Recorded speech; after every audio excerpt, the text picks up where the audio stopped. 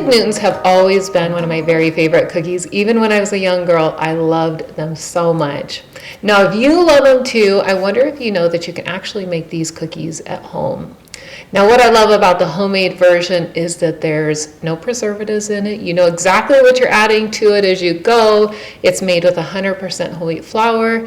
And then also another thing to love is that there's no packaging. You're making them in your own home. You're storing them in your own home. You can use containers that you already have. Now, I'm going to walk you through this process step by step, of course, and show you just how simple it can be. Now, as always, don't forget to subscribe. You don't want to miss any of my new videos I've got coming up. The first step in this process is we need to soften our figs and make a fig paste. You do this by adding your dried figs to a container, covering them in boiling water, and let them sit for probably 10 minutes until they're softened. And then either in a food processor or a blender, we're going to add these softened figs in there. You can see I add just a tiny bit of water in as well when I'm adding them in there. Cover it. I started on chop. I chop it first and then I go to pulse. And then once this is to a good consistency, I add in just a little bit of honey. Not that the figs necessarily need the sweetening, but sometimes I do think they need just a little bit of sweetener. This also adds to a creamier texture with the paste as well. So blend this all the way. Once it's finished, it's going to look like a fairly creamy fig paste. And then set this aside. You want it to cool completely before we use it in the cookies. You don't want it to soften the cookie dough. Now, I use whole wheat pastry flour in this recipe.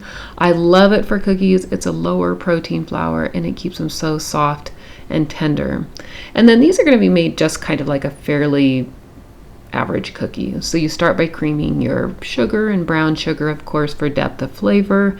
We add in our egg and vanilla. Now at this point, you only want to mix until it just comes together. Don't over mix it once you get the egg in there. That will produce a really tough cookie, and that's not what we're looking for.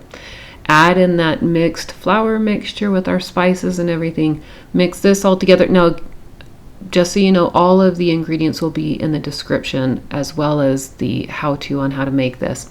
But same thing with the flour. Once you add the flour in, we only want to mix this until the flour is all incorporated. You see, I don't overdo it.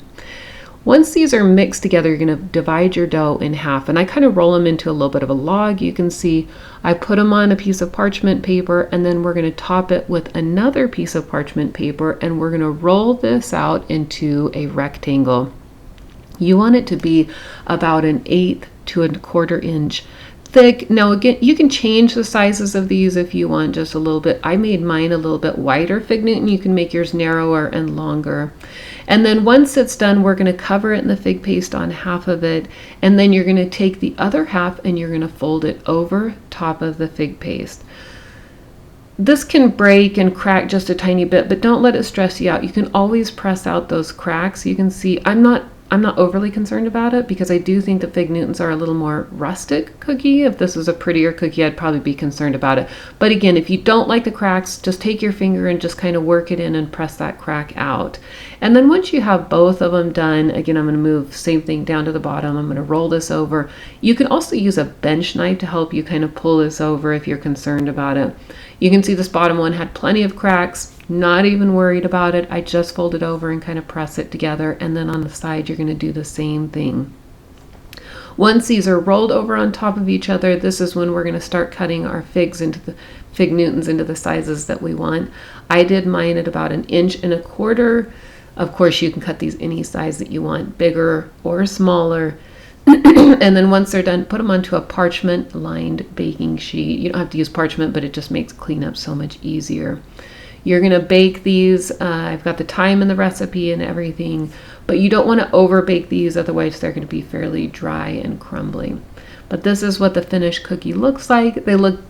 I think they look just like the original. They're absolutely delicious, and you can rest assured knowing that you know exactly what's in your cookie.